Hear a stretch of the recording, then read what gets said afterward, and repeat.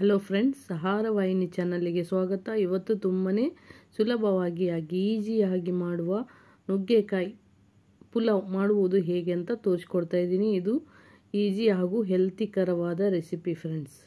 ಒಂದ್ಸರಿ ಟ್ರೈ ಮಾಡಿ ನೋಡಿ, ಹೇಗಿದೆ ಅಂತ ಕಮೆಂಟ್ ಮಾಡಿ. ಇದಕ್ಕೆ ಬೇಕಾಗಿರೋದು 1 ಗ್ಲಾಸ್ ಅಕ್ಕಿಯನ್ನು ತೆಗೆದುಕೊಳ್ಳಿ. ನಿಮಗೆ ಎಷ್ಟು ಬೇಕೋ ಅಷ್ಟು ತೆಗೆದುಕೊಳ್ಳಬಹುದು. 1 ಗ್ಲಾಸ್ ಅಕ್ಕಿಯನ್ನು ತೆಗೆದುಕೊಂಡು ಚೆನ್ನಾಗಿ ಕ್ಲೀನ್ ಮಾಡಿ 1/4 ಕಪ್ ನೀರನ್ನು ಹಾಕಿ ಮಸಾಲ ರುಬ್ಬಿ ಹಾಕಿದರೆ ತುಂಬಾ ಚೆನ್ನಾಗಿರುತ್ತೆ.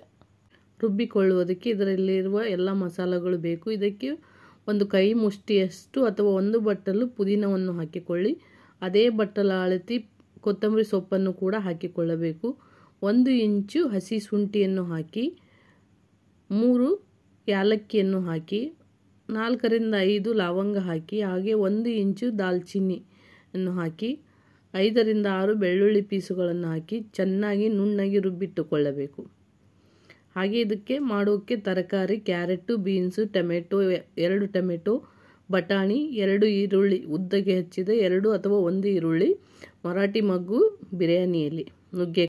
ಗ್ಯಾಸ್ ಮೇಲೆ ಕುಕ್ಕರನ್ನು ಇಟ್ಟು ಇದಕ್ಕೆ 4 ರಿಂದ 5 ಟೇಬಲ್ ಸ್ಪೂನ್ ಎಣ್ಣೆಯನ್ನು ಹಾಕಿ ಇದು ಚೆನ್ನಾಗಿ ಕಾಯಲು ಬಿಡಬೇಕು. ಇದಕ್ಕೆ 2 ಬಿರಿಯಾನಿ ಎಲೆಗಳನ್ನು ಹಾಕಿ ಹಾಗೂ 2-3 ಮರಾಠಿ ಮೊಗ್ಗನ್ನು ಹಾಕಿ ಇದು ಚೆನ್ನಾಗಿ ಕಾಯಲು ಬಿಡಬೇಕು.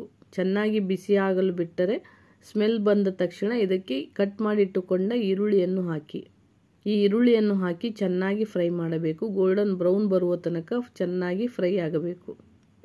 ಹಸಿ ವಾಸನೆ ಹೋಗಿ ಕಂದು ಬಣ್ಣ ಬರುವ ತನಕ ಇದನ್ನು ಚೆನ್ನಾಗಿ ಫ್ರೈ ಮಾಡಿ 3 ರಿಂದ 4 ನಿಮಿಷ ಬೇಕಾಗುತ್ತೆ. ಚೆನ್ನಾಗಿ ಸಣ್ಣ ಉರಿಯಲ್ಲಿ ಫ್ರೈ ಮಾಡಿ. ನೋಡಿ, ಈ ಥರದಲ್ಲಿ ಇದು ಚೆನ್ನಾಗಿ ಫ್ರೈ ಆಗಬೇಕು. ಹಾಗೆ ಇದನ್ನು ಚೆನ್ನಾಗಿ ಫ್ರೈ ಮಾಡಿಕೊಳ್ಳಬೇಕು. ನೋಡಿ, ಈ ಥರದಲ್ಲಿ ಇದನ್ನು ಚೆನ್ನಾಗಿ ಫ್ರೈ ಮಾಡಿಕೊಳ್ಳಿ. ಇವಾಗ ಇದಕ್ಕೆ ಕಟ್ ಮಾಡಿ ಇಟ್ಟುಕೊಂಡ ಟೊಮೆಟೊವನ್ನು ಹಾಕಿ ಇದು ಕೂಡ ಚೆನ್ನಾಗಿ ಫ್ರೈ ಆಗಲು ಬಿಡಬೇಕು. ಟೊಮೆಟೊ ಕೂಡ ಹಸಿ ವಾಸನೆ ಹೋಗಿ ಚೆನ್ನಾಗಿ ಫ್ರೈ ಆಗಬೇಕು.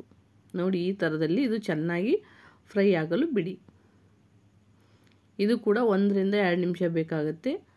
ಇದು ಚೆನ್ನಾಗಿ ಫ್ರೈ ಆದಮೇಲೆ ನಾವು ರುಬ್ಬಿಟ್ಟುಕೊಂಡ ಮಸಾಲವನ್ನು ಈ ಕುಕ್ಕರಿಗೆ ಹಾಕಿ ಇದು ಕೂಡ ಚೆನ್ನಾಗಿ ಎಣ್ಣೆ ಬಿಡುವ ತನಕ ಇದು ಚೆನ್ನಾಗಿ ಫ್ರೈ ಆಗಬೇಕು. ನೀರಿನ ಅಂಶ ಎಲ್ಲ ಮಸಾಲದಲ್ಲಿ ಹೋಗಿ ಎಣ್ಣೆ ಬಿಡಬೇಕು. ಆ ಥರದಲ್ಲಿ ಚೆನ್ನಾಗಿ ಫ್ರೈ ಮಾಡಿ. ನೋಡಿ, ಈ ಥರದಲ್ಲಿ ಇದನ್ನು ಚೆನ್ನಾಗಿ ಫ್ರೈ ಮಾಡಿಕೊಳ್ಳಬೇಕು. ಚೆನ್ನಾಗಿ ಎಣ್ಣೆ ಬಿಟ್ಟು ಹಸಿ ವಾಸನೆ ಹೋದರೆ ಪುಲಾವ್ ತುಂಬಾ ಟೇಸ್ಟಿ ಹಾಗೂ ಸ್ಮೆಲ್ಲು ಚೆನ್ನಾಗಿರುತ್ತೆ. ಇದಕ್ಕೆ ಕಟ್ ಮಾಡಿಟ್ಟುಕೊಂಡ ಅರ್ಧ ಬಟ್ಟಲು ಕ್ಯಾರೆಟ್, ಅರ್ಧ ಬಟ್ಟಲು ಬೀನ್ಸು, ಅರ್ಧ ಬಟ್ಟಲು ಹಸಿ ಬಟಾಣಿಯನ್ನು ಹಾಕಿ, ನುಗ್ಗೆಕಾಯಿ ನಿಮಗೆ ಎಷ್ಟು ಬೇಕೋ ಅಷ್ಟು ಡ್ರಮ್ ಸ್ಟಿಕ್ ಅದನ್ನು ಕೂಡ ಕಟ್ ಮಾಡಿ ಹಾಕಿ ಇದನ್ನು ಚೆನ್ನಾಗಿ ಮಿಕ್ಸ್ ಮಾಡಿ. ಈ ಮಸಾಲದಲ್ಲಿ ಮಿಕ್ಸ್ ಆಗುವ ತನಕ ಇದನ್ನು ಚೆನ್ನಾಗಿ ಮಿಕ್ಸ್ ಮಾಡಿಕೊಳ್ಳಬೇಕು. ಇದಕ್ಕೆ 1/4 ಟೇಬಲ್ ಸ್ಪೂನ್ ಅರಿಶಿಣ ಪುಡಿಯನ್ನು ಹಾಕಿ, ಹಾಗೆ 1 ಟೇಬಲ್ ಸ್ಪೂನ್ ಉಪ್ಪನ್ನು ಹಾಕಿ ಅಥವಾ ರುಚಿಗೆ ತಕ್ಕಷ್ಟು ಹಾಕಿ, 1.5 ಟೇಬಲ್ ಸ್ಪೂನ್ ಖಾರದ ಪುಡಿ ಹಾಕಿ ಅಥವಾ ನಿಮಗೆ 1 ಟೇಬಲ್ ಸ್ಪೂನ್ ಕೂಡ ಹಾಕಿಕೊಳ್ಳಬಹುದು. ಖಾರ ಎಷ್ಟು ಬೇಕೋ ಅಷ್ಟು ಹಾಕಿಕೊಳ್ಳಿ. ಇದನ್ನು ಚೆನ್ನಾಗಿ ಮಿಕ್ಸ್ ಮಾಡಿ. ಇದು ಮಸಾಲ ಚೆನ್ನಾಗಿ ಮಿಕ್ಸ್ ಆಗಬೇಕು ತರಕಾರಿಗೆ. ಈ ಥರದಲ್ಲಿ ಚೆನ್ನಾಗಿ ಮಿಕ್ಸ್ ಮಾಡ್ತಾ ಇರಬೇಕು.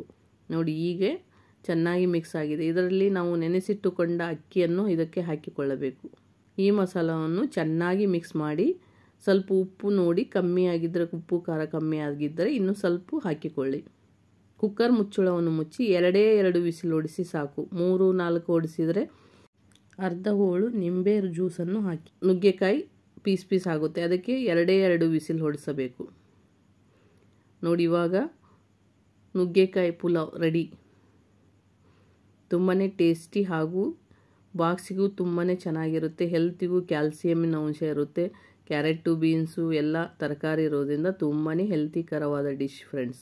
ಈ ನುಗ್ಗೆಕಾಯಿ ಪುಲಾವ್ ಒಂದು ಸರಿ ಮಾಡಿ ನೋಡಿ. ತುಂಬಾ ಹೆಲ್ತಿ ಈಸಿಯಾದ ರೆಸಿಪಿ ಫ್ರೆಂಡ್ಸ್.